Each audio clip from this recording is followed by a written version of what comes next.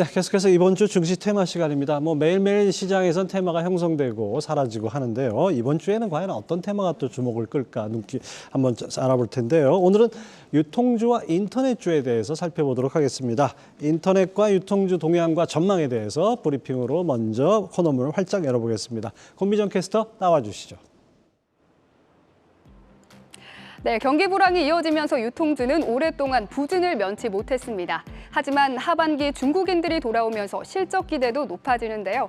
오늘은 중국인의 단체 관광 허용 소식에 들썩이는 유통주 소식 들고 왔습니다. 먼저 유통주들의 2분기 실적부터 살펴보겠습니다. 2분기에는 면세점의 실적 개선이 가장 강하게 나타났습니다. 호텔신라는 영업이익이 예상보다 30% 상회하면서 어닝 서프라이즈를 기록했고요. 신세계와 현대백화점은 면세 사업에서 영업이익이 늘어난 점이 긍정적입니다. 다만 백화점 전체적으로는 부진한 실적을 발표했고요. 대형마트, 편의점도 컨센서스 수준의 부진한 실적을 발표했습니다. 하지만 3분기부터는 분위기가 달라질 거란 분석이 나옵니다. 소비 심리가 반등하면서 백화점의 성장률이 개선되고 지난 10일 발표된 중국인 단체 관광 허용 조치가 면세 산업 가속화를 이끌 거란 평가인데요. 우선 중국인 관광객 몇 명이나 들어오고 또 우리 경제에는 얼마나 영향을 미칠까요? 코로나19가 시작된 2020년 1월 중국인 관광객 수는 48만 명이었지만 그 다음 달부터 뚝 떨어지면서 거의 없는 수준에 머물렀습니다. 그러다가 중국이 방역 규제를 완화한 지난해 12월부터 2만 명으로 시작해서 올해 6월에는 16만 명, 7월에는 23만 명을 기록했습니다. 7월을 보면 19년 대비 46% 수준까지 회복된 상황인데요. 현재 추세라면 8월 중국인 입국자 수는 30만 명 돌파도 기대해 볼 정도입니다. 한국은행은 올해 하반기 중국인 관광객 수를 220만 명으로 예측하고 이에 대한 경제 성장률 기여도는 0.06%포인트로 추산하고 있습니다. 이번 중국인 단체 관광 허용 소식에 가장 직접적인 수혜가 기대되는 곳은 바로 면세점입니다.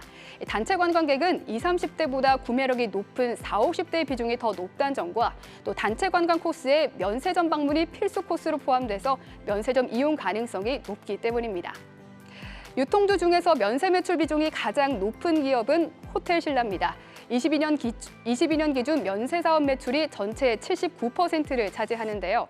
지난 2분기 영업이익이 시장의 기대를 상회한 점도 긍정적으로 작용하면서 외국인과 기관은 8월 한 달간 호텔신라를 담고 있습니다.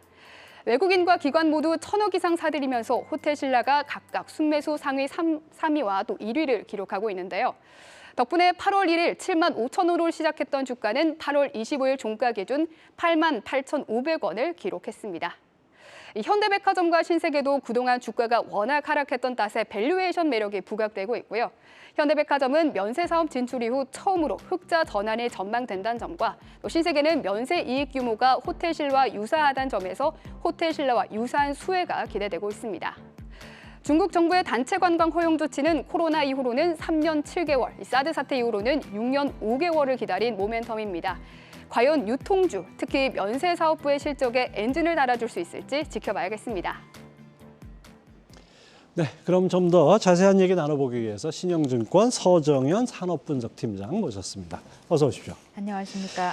유통주 상당히 고전했는데 아주 유효기환으로 들썩인다 이렇게 표현이 어울릴 것 같은데요. 그래서 편의점 마트보다는 백화점, 면세점 이런 쪽이 더 관심을 모으고 있어요. 유통주 흐름 어떻게 보셨습니까? 네. 좀 전에 이제 자료 화면 많이 보셨다시피 너무 오랜만에 중국인 단체 관광객이 온다라고 하니까 거기에 대해서 지금 기대가 상당히 많은 상황입니다. 다만 이제 몇 명 수준까지 들어오고 또 그들이 얼만큼 시장에 숫자적으로 기여할지 그리고 그게 이제 어떤 회사들에게 가장 큰 수혜로 다가올지 이건 좀 순서를 매기면서 봐야 되지 않나 이렇게 생각은 하고 있습니다. 지금 일본의 그 오염수 방류 때문에 상당히 중국 내 그 반일 감정이 좀 고조되는 것 같아요. 이런 것들도 좀 영향이 있을까요? 네, 당연히 이제 오늘 주가가 오르는 부분도 그런 뉴스들이 지난 주말에 이제 도배를 하면서 하면서 중국인들의 단체 관광 상품이 한국뿐만 아니라 일본도 상당히 많이 몰릴 것으로 저희가 예상을 했는데요. 그게 좀 취소되는 그런 분위기도 있을 수 있다. 이러면서 이제 그러면은 상대적으로 한국이 반사 수혜를 또 더 많이 받게 될 거기 때문에 관련주들이 한 차례 오늘 더 오르는 모습인 것 같습니다. 네, 그렇군요. 자, 유통주 탑픽으로 현대백화점을 꼽아주셨습니다. 조금 조정을 받다가 꾸준히 주가가 오르는 모양새인데요. 어떤 배경입니까? 네, 이 중국인들로 인해서 한국의 면세 관련주들이 좋았던 시기, 과거에, 그리고 그때 얼만큼 좋았는지를 좀 비교하면서 판단을 해야 될 것 같은데요. 2020년에 코로나가 오기 직전인 2019년에 면세점 전체 이 실적이나 규모는 거의 이제 피크였습니다. 네. 그런데 그 당시는 사실 중국인 단체 관광객 때문이라기보다는 우리가 보따리 상이라고 하는 그런 따이공들에 의해서 시장이 많이 성장을 했었습니다.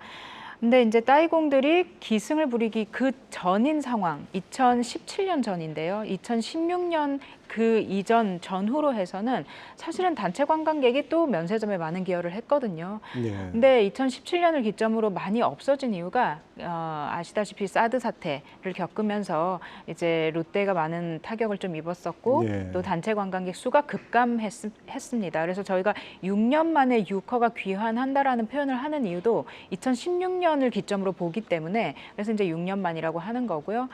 이제 2016년 유커 그리고 2017, 18년에 따이공 이 수요로 인해서 가장 수혜를 많이 받던 회사 사실 신세계였습니다. 네.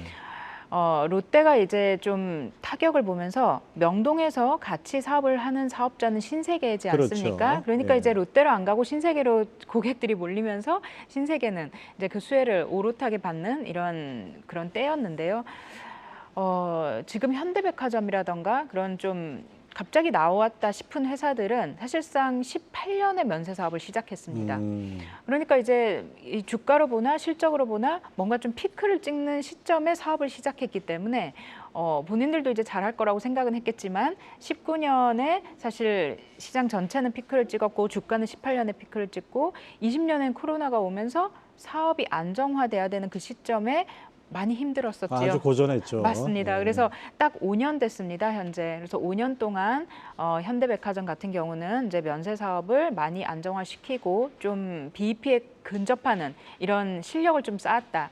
그런데 이제 지금 무역센터점인 그 강남 상권 그리고 동대문 현대 아울렛 쪽 그리고 공항 면세점 예. 이렇게 3개의 지역에서 운영을 하고 있는데 시간도 많이 흘렀고 노하우는 그대로 쌓인 상황에서 손익분기에 다가가는 이 시점에 이런 좋은 이슈가 터졌기 때문에 한 번도 빛을 보지 못했던 회사가 이런 이슈들로 이익 레버리지 한마디로 매출이 조금만 오르면 이익이 확 오를 수 있는 예. 이런 이제 이 판에 와 있다. 저희는 그 출발선에 와 있다. 그래서 무엇보다 또 10년 동안 주가가 매우 많이 빠졌습니다. 예. 그러니까는 좀 볼 때가 되지 않았냐. 좋은 타이밍인 것 같다. 이렇게 추천을 드리고 있습니다.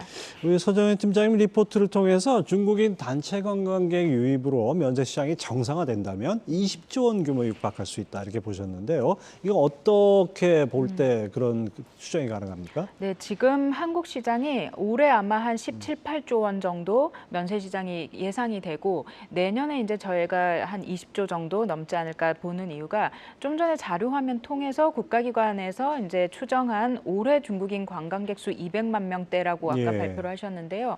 사실 그 수가 왜 나온 거냐면은 제일 관광객 수가 많았던 그 시점인 2016년 이때가 800만 명이었습니다. 예. 중국인이. 그런데 이제 800만 명은 가장 최고치였고 그 숫자를 찍은 적은 그 전후로 없었고요. 그렇죠. 사실상 이제 한 600만 명 정도가 이 단체 관광객으로 좀 많은 사람들이 오는 이 수준이라고 봤을 때 한 300만 명까지는 빠르게 회복되지 않겠느냐 이렇게 저희가 보는 거고요. 400만 명 정도까지 회복이 되는 것을 내년으로 봤을 때 여기에 이제 그 객단가를 계산을 했을 때는 한 시장 전체적으로 중국인 만으로 10% 정도는 성장할 수 있을 것 같고 그 외에 또 뭐 부수적인 꼭 단체 관광객 아니라도 개인 관광객도 많고 또 다른 지역에서도 오시기 때문에 전체적으로 올해 대비 내년 한 20% 정도 시장은 커질 것 같다 이렇게 예. 전망하고 있습니다. 네, 그렇군요. 현대백화점 목표 주가와 투자 전략 어떻게 잡아야 될까요? 네, 저희는 목표 주가 9.5만 원, 9만 5천 원 제시하고 있고 지금 시장에서 아마 10만 원 뭐 부근 그런 목표 주가 많이들 이제 나올 것 같은데요. 이 원래 본업은 백화점이고 전체 매출의 75% 백화점에서 하고 있습니다. 25% 정도를 면세점에서 할 정도로 규모 자체가 매우 커졌습니다. 여기서 이제 이익만 내기 시작하면은 상당히 전체 실적에 좀 기여하지 않을까 이렇게 판단을 하고 있고요. 백화점이 요즘 좀 안 좋아가지고 걱정들을 하시는데 백화점 실적은 4분기 이후부터는 좀 턴어라운드 우리나라 전체적으로 예. 한국은 내년 1분기 이후에 턴어라운드가 예상되고 현대백화점은 그보다 조금 이른 4분기부터 턴어라운드 가능할 것으로 저희가 판단하고 있습니다. 그런데 저는 한 가지 궁금한 게 이 중국의 최근에 이제 경제 위기 얘기가 많이 나오지 않습니까? 이런 네. 부분이 이제 아무래도 유커들이 단체 관광을 한다 해도 좀 과거보다는 좀 위축되지 않을까 이런 생각도 들어요. 네, 저는 그거에 대해서 그런 질문들 당연히 많으시고 어떻게 좀 말씀드리냐면은 일단은 중국인 수가 10억이 넘지 않습니까? 예. 그중에 많이 와야 800만 명이다.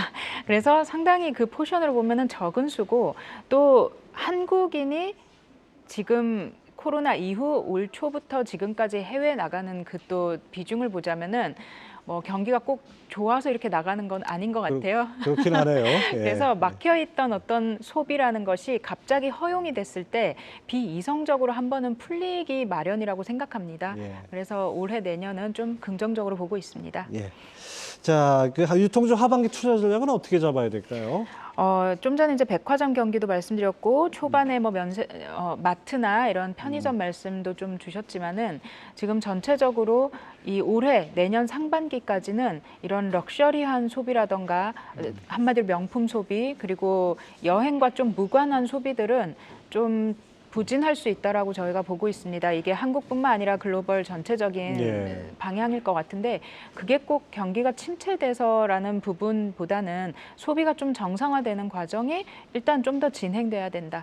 그래서 뭐 기존 전통적인 그런 섹터보다는 이렇게 좀 수혜를 받는 것 같은 뭐 면세라던가 예. 여행 문화 레저 이런 쪽으로 그리고 특히나 그동안 좀 주가 많이 빠져 있었던 이런 종목들이 한 번은 좀 자기 자리 찾아가는 그런 뭐 시점이 될 것으로 판단을 합니다. 자, 그다음에 네이버 좀 살펴보죠. 2분기 실적 양호했는데 그 팀장님 리포트를 통해서 특히 이제 커머스 경쟁력 확대 그리고 웹툰 수익성 개선이 돋보인다고 보셨어요. 요즘 추가로 설명해 주시죠. 네, 지금 뭐 네이버뿐만 아니라 카카오 이런 우리 빅테크라고 할 수 있는 인터넷 업체들은 광고 수익이 전체 수익에서 절대적인 기여를 그렇죠. 합니다만, 근데 아시다시피 지금 광고 경기가 계속 좋지 않기 때문에 실적이 많이들 안 좋은 상황인데요. 네이버는 그럼에도 불구하고 2분기 전체 영업이익이 전년 동기 대비 한 10% 정도 증가하면서 좀 선방했습니다. 그 이유가 이제 이 커머스 쪽에서 경쟁력이 확대되고 있다. 그리고 웹툰에서 다시 흑자로 들어섰다. 예전에도 한번 흑자한 적이 있는데 이제 수익화 전략에 상당히 회사가 신경을 많이 쓰고 있고 뭐 커머스 쪽만 좀 말씀드리면은 여행 문화 레저가 지금 기승이라고 말씀드렸는데 이쪽에서 사실 큰 업체 중에 힘을 내고 있는 유일한 온라인 업체가 아닐까. 그래서 네이버에서 이쪽 그 지위가 상당히 좀 높아지고 있는 것 같고요. 그리고 뭐 브랜드 스토어라던가 도착 보장 서비스 이런 것들이 커머스에서의 경쟁력을 좀 높이고 있는 것으로 판단하고 있습니다. 많은 관심을 모았던 게 이제 지난 24일 네이버가 발표한 이 토종 AI죠. 하이퍼 클로버 X인데 이게 경쟁력이 어느 정도라고 보십니까? 네, 이제 여기서는 이게 출시하기 이전에는 기대감만으로 사람들이 많은 얘기를 할 수 있고 출시를 하고 써보면서는 이제 다양한 평가가 나올 수 있지 않습니까? 그렇기 때문에 당분간은 설왕설래할 수밖에 없다. 뭐 글로벌에 대비 많이 당연히 떨어지네 이런 평가가 있는가 하면 어떤 특정 질문에 대해서는 사실 네이버가 최고구나 이런 또 긍정적인 평가. 그런데 가장 중요한 거는 이 출시한 이 서비스가 기존 사업과 어떻게 결합해서 실제로 실적에 기여를 할 수 있게 될지 이게 좀 구체화 되는 그 시점에 사실 주가에 좀 본격적으로 반영되지 않을까. 근데 가장 좀 강점으로 우리가 꼽고 또 좀 느끼고 온 것은 한국어에 대해서는 네이버가 제일 잘할 수 있는 건 맞는 것 같다. 가장 데이터가 많죠. 맞습니다. 24년간 데이터가 쌓여 있기 때문에 그걸 바탕으로 한국 문화와 한국어에 가장 좀 자연스러운 그런 이제 결과를 내놓을 거라고 보고 있습니다. 근데 주가란 게 참 재밌어요. 정작 하이퍼 클로버 X를 공개한 날은 그 다음 날은 주가가 빠졌어요. 기대치는 상당히 높았던 것 같은데. 네, 뭐 그걸 발표한 그 당일은 많이 올랐지요. 이제 한 7, 8% 정도까지 오르면서 뭐 기대에 호응에 부응한 주가였는데요. 저희는 두 가지로 봅니다. 한 가지는 좀 전에 말씀드린 것처럼 막상 발표되고 나면은 많이 쓰면서 사실은 지적하기는 더 쉬운 것 같습니다.